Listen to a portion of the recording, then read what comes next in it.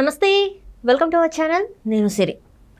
పవన్ కళ్యాణ్ గారి ప్రమాణ స్వీకరణ రోజున అందరైతే మెగా ఫ్యామిలీ మొత్తం తరలి వచ్చింది మనం చూసాం. కాకపోతే ఎక్కడ కూడా అల్లు ఫ్యామిలీ అయితే కనబడలేదు. మరి ఏంటి, ఈ రెండు ఫ్యామిలీల మధ్య ఏమైనా విభేదాలు ఉన్నాయా, ఏంటి కారణం? సో ఈ అంశాన్ని మనకి వివరించడానికి మనతో పాటు ఉన్నారు ప్రముఖ సీనియర్ జర్నలిస్ట్ జగదేవ్ గారు. నమస్కారం సార్. నమస్తే అమ్మా. సార్, ఇప్పుడు చూసినట్టయితే అల్లు అర్జున్ గారు వైసీపీ ఎమ్మెల్యే అభ్యర్థికి అయితే సపోర్ట్ చేసింది మనం చూసాము. పవన్ కళ్యాణ్ గారు పిఠాపురం నుంచి పోటీ చేస్తున్నా కూడా కనీసం ఎక్కడ కూడా తను వచ్చి ప్రచారానికిలో పాల్గొనలేదు. జస్ట్ ఒక మెసేజ్ అయితే పెట్టారు ట్విట్టర్లో. సో దీన్ని చూసుకుంటే అక్కడ నుంచి ఈ రెండు ఫ్యామిలీ అంతకుముందు కూడా చాలాసార్లు అనేకసార్లు వచ్చాయి రెండు ఫ్యామిలీల మధ్య ఏవో విభేదాలు ఉన్నాయి. దీంతో అల్లు అర్జున్ గారు ఇంతే మేము రెండుగా విడిపోయామనే సంకేతం ఇచ్చినట్టేనా? ఇప్పుడు కూడా చూస్తే పవన్ కళ్యాణ్ గారి ప్రమాణ స్వీకారానికి మెగా ఫ్యామిలీ మొత్తం తరలి వచ్చింది, కానీ అల్లు గారి ఫ్యామిలీ మాత్రం రాలేదు. సో దీంతో రెండు ఫ్యామిలీలు డిఫరెంట్ సపరేట్ అయిపోయి అనుకోవచ్చా? సపరేట్ అని అనుకోకూడదు, కానీ పొరపచ్చాలు అయితే ఉంటాయి కదా కుటుంబ సభ్యులు అన్నాక.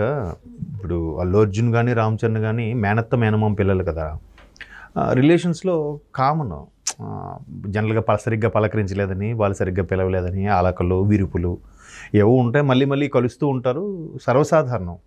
కాకపోతే ఇక్కడ పొలిటికల్గా సీను ఇంకో ట్రాక్లోకి వెళ్ళిపోవడంతో అది కాస్త ఎక్కువైపోయింది చర్చ. కానీ దాని మీద మరలా మెగా ఫ్యామిలీకిను అల్లు ఫ్యామిలీకి ఏదో నడుస్తుంది, పడట్లేదు అన్నట్టుగా. అంటే దీనికి ఎప్పుడు బీజం పడిందో తెలియదు, కానీ చిరంజీవి గారు పొలిటికల్ తర్వాత మరలా సినిమాలోకి రీఎంట్రీ ఇచ్చిన తర్వాత ఇప్పటి వరకు నాకు తెలిసి 2-3 సినిమాలు చేసినట్టున్నారు. ఇవన్నీ కూడా ఆల్మోస్ట్ వాళ్ళు సొంత బ్యానర్లోనే రామ్ చరణ్ ప్రొడ్యూసర్గా ఉండి వాళ్ళు దీంట్లోనే సురేఖ గారు సమర్పించు అన్నట్టుగా చేసుకుంటున్నారు కదా, కొన్నిదెల ప్రొడక్షన్స్ అని. సో అక్కడ ఇప్పటి నుంచో జనరల్గా అల్లు అరవింద్ గారు చాలా సినిమాలకు ప్రొడ్యూస్ చేసేవారు చిరంజీవి గారికి కెరీర్ స్టార్టింగ్లో కూడా. సో అక్కడ మంచి ఊతమిచ్చిన వ్యక్తి ఇక్కడ వచ్చేసరికి ఇవ్వట్లేదు, ఇక్కడ వీళ్ళే ఇస్తున్నారు, వీళ్ళే చేసుకుంటున్నారు అనే ఫీలింగ్తో అక్కడ ఏదో చిన్న మనస్పర్ధలు ఉన్నాయని ఒక టాకు, ఫిల్మ్ నగర్ వర్గాల్లో టాకు. అది పెద్ద సమస్య కాకపోయి ఉండొచ్చు, ఎందుకంటే అల్లు అర్జున్ కూడా అన్నీ అల్లు అరవింద్ గారి సినిమాలే చేయాలని లేదుగా అట్లాగా. సో అదొకటి. తర్వాత ఆహా కార్యక్రమం జరిగింది. ఆహా కార్యక్రమం జరిగినప్పుడు దానికి హోస్ట్గా ఎవరు వ్యవహరిస్తారన్నప్పుడు ముందు చిరంజీవి గారి పేరు కూడా వినబడింది. బట్ అనూహ్యంగా బాలయ్య గారు అయితే బాగుంటుందని చాలామంది సజెస్ట్ చేయడం, తర్వాత మత్స మధు గారు అంటారు, ఆ మధు గారు సజెస్ట్ చేసి లేదా అంటే ఆయనే మొత్తం దాన్ని ప్రాజెక్ట్ని టేక్ ఓవర్ చేసింది ఆయన. బాలయ్య గారు అయితే డిఫరెంట్గా ఉంటుంది ఇంతవరకు అంటే ఇంక దానికి అనుకున్నట్టుగానే. సో అక్కడ అంటే ఆ పర్టికులర్ టాపిక్కి ఇంతవరకు చాలామంది చేశారు, బాలయ్య గారు ఎప్పుడు చేయలేదు కాబట్టి చేస్తే బాగుంటుంది అనే ఊపు మీద చేయించారు. ఎందుకంటే చిరంజీవి గారు అంతకుముందు మీలో ఎవరు కోటీశ్వరుడు కూడా చేశారు కదా, సో కొత్తగా ఉంటుందని చేయించారు. కానీ మరలా విభేదాలు ఉన్నాయి కాబట్టి చిరంజీవి గారితో చేయించలేదు అన్నట్టుగా ఇట్లా ఫ్యాన్స్ అనుకోవడం, ఫిల్మ్ నగర్ వర్గాల్లో రకరకాల గుసగుసలు, ఎవరికి తెలిసింది వాళ్ళు మాట్లాడుకోవడమేగా, అట్లా జరుగుతుంది. ఇవి ఎట్లాగా చాలా జరుగుతున్నప్పుడు మొన్న పొలిటికల్ ప్రచారంలో పవన్ కళ్యాణ్ గారికి సపోర్టుగా సురేఖ గారు, రామ్ చరణ్ గారు, అలాగే మన అల్లు అరవింద్ గారు కూడా పిఠాపురం వెళ్ళి అక్కడ అమ్మవారిని దర్శించుకొని పవన్ కళ్యాణ్కి సపోర్టుగా మద్దతుగా నిలబడినట్టుగా చూసాం. At the same time next డేనో ఆ రోజు ఈవినింగో అల్లు అర్జున్ గారు ఆ వైసీపీ అభ్యర్థికి వెళ్ళి శిల్ప ఫ్యామిలీ వారికి వెళ్ళి, అంటే అల్లు అర్జున్ గారు మిస్సెస్, స్నేహ గారు వాళ్ళ మిస్సెస్ ఫ్రెండ్స్. సో ఇతను ఎప్పుడో సరదాగా కలిసినప్పుడు ఈసారి మీకు వచ్చినప్పుడు వస్తాను మాట వచ్చాడని చెప్పి వచ్చారని అంటారు. కానీ ఆ సందర్భంలో అది కరెక్ట్ కాదని నా అభిప్రాయం. ఎందుకంటే ఇప్పుడు ఈ అల్లు అర్జున్ కానీ ఏ హీరోని తీసుకున్నా మెగా కాంపౌండ్ హీరోనే అని అంటారు.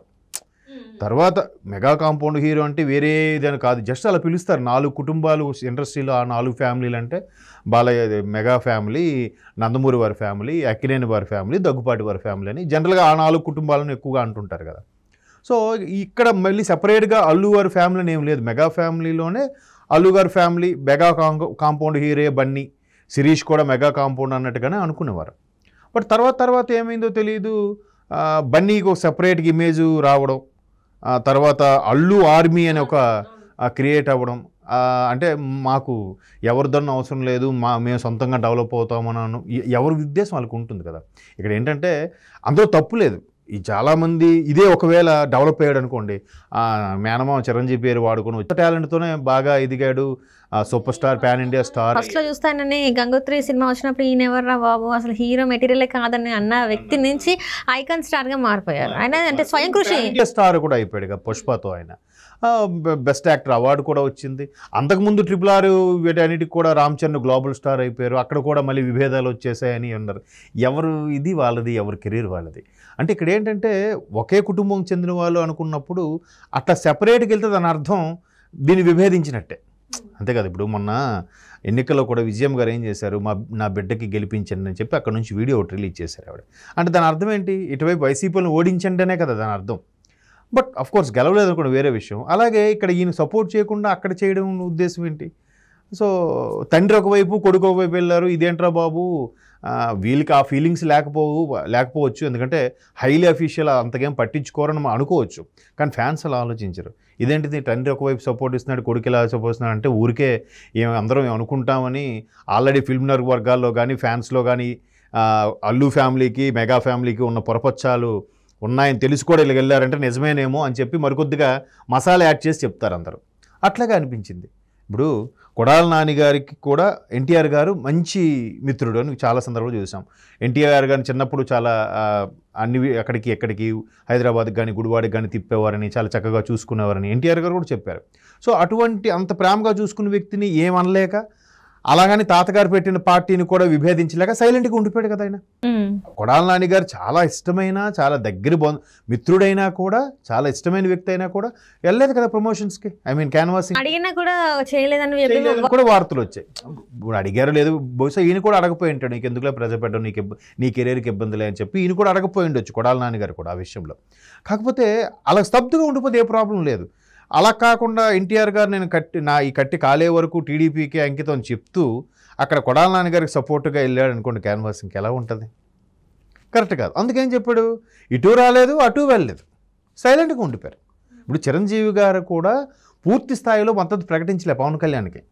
తమ్ముడు నాకన్నా ముండోడు సాధించుకొస్తాడనే చెప్పారు తప్ప నేను ఆయనకి మద్దతు ఇస్తున్నాను, ఆయనకే ఓటేనని కూడా ఇక్కడ చెప్పలే ఆయన. కానీ కొంతమంది అభ్యర్థులకు సపోర్ట్ చేశారు, అక్కడ పార్టీలకు అతీతంగా అభ్యర్థులకు సపోర్ట్ చేశారు. అక్కడ గోదావరి జిల్లాలో ఒక వ్యక్తిని నా మిత్రుడని, తర్వాత సీఎం రమేష్ గారికి బీజేపీ అక్కడ పార్టీల పేరు చెప్పలే. బీజేపీ తరపు నుంచి ఒక అభ్యర్థికి, ఇక్కడ జనసేన నుంచి ఒక తరపున ఒక అభ్యర్థికి మాత్రమే మంచి వ్యక్తి గెలిపిస్తే బాగుంటుంది అన్నట్టుగానే చెప్పారు కదా. నేను దానికి సపోర్ట్ చేస్తున్నాను, ఆ గవర్నమెంట్ వస్తే బాగుంటుంది అన్నట్టు చెప్పాలి. సో దీంతోనైతే అల్లు అర్జున్ వల్ల అయితే వినండి, ఇక్కడ చిరంజీవి గారు చెప్పడంలో కూడా ఎందుకు ఎవరికి మనస్పర్ధ రాలేదంటే ఆల్రెడీ జనసేన కానీ బీజేపీ కానీ టీడీపీ కానీ కూటమిగా ఏర్పడ్డాయి కాబట్టి ఎవరికి సపోర్ట్ చేసినా, మోరోవర్ తమ్ముడు కాబట్టి ఆయన వేరే వాళ్ళకి సపోర్ట్ చేయలేడు, మనసులో ఉంటుంది ఖచ్చితంగా. నేను చాలా సందర్భంలో ఎగ్జాంపుల్ కూడా చెప్పానండి. ఇప్పుడు ఎవరైనా పార్టీ మారొచ్చేమో కానీ బాలయ్య గారు మారకూడదు టీడీపీ నుంచి, అంతే కదా, తండ్రి గారు పెట్టిన పార్టీ. లోకేష్ గారు ఎవరైనా పార్టీ మారచ్చుగా, లోకేష్ గారు మారలేరుగా. ఇక్కడ కూడా కేటీఆర్ గారు మారలేరుగా. ఎవరైనా పార్టీ ఫిరాయింపులకు వెళ్ళిపోవచ్చు, కేటీఆర్ గారు వెళ్తే బాగుండదు, చూసేవాళ్ళు కూడా బాగుండదు.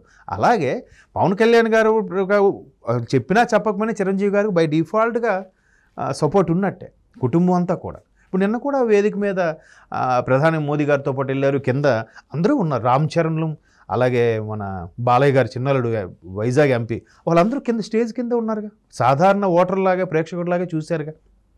వీళ్ళు ఎందుకు రాలేదని ఇప్పుడు సోషల్ మీడియాలో ఒకటే క్వశ్చన్, అసలు ఏమైంది, రెండు ఫ్యామిలీల మధ్య సపరేట్ అయిపోయారా, ఇంకా ఇది లాస్ట్ అని? అలా ఉండదు, ఇలా ఉండదు. ఎలక్షన్స్ టైం కాబట్టి ఆయన సపోర్ట్ చేశాడు, దీంట్లో పట్టించుకోవడానికి ఏముందిలే అని అనుకుంటారు తప్ప, మేబీ చిన్న చిన్న మనస్పర్ధలు అయితే ఉంటాయి కుటుంబం అన్నాక. ఈ గౌరవ మర్యాదల విషయంలో కానీ, నువ్వు ఫంక్షన్కి నీకు ఎంత రమ్మని చెప్పాను, కావాలనే రాలేదు కదా, అంటే నీకు సాయంత్రం లేదండి సెలవు దొరకలేదు అంటాం. లేదు నీకు ఇంట్రెస్ట్ అయింటే ఖచ్చితంగా సెలవు దొరికేది, నీకు రావాలనిపించలేదు అందుకే సెలవు పెట్టలేదు, ఏవో అనుకుంటా కదా. సో అట్లాంటి చిన్న చిన్న డిస్టర్బెన్స్ వస్తాయి కానీ పూర్తిగా ఇంకా కలుసుకోరు అనేదాకా ఉండదు. ఎందుకంటే ఇలాంటి మనస్పర్ధలు వచ్చిన తర్వాత కూడా మళ్ళీ అల్లు స్టూడియో చిరంజీవి గారు ఓపెన్ చేశారు కదా. మరి అట్లా మరి కొద్ది రోజులు అయితే ఇవన్నీ కామప్ అయిపోతాయి, మామూలే. కాకపోతే ఒక హిట్ తగిలిన తర్వాత ఇలా బిహేవ్ చేస్తున్నారు కాబట్టి, ఈయనేంటి పాన్ ఇండియా స్టార్ అయిపోయాడు కాబట్టి ఇలా బిహేవ్ చేస్తున్నాడా అన్నట్టుగా అనేస్తారు. నరవలేని నాలుగు కదా, ఏమైనా చెప్తారు. బట్ అట్లా ఏం ఉండదు అన్న అభిప్రాయం మేబీ చూద్దాం రాజు రోజులు. Right sir, right, thank you so much sir.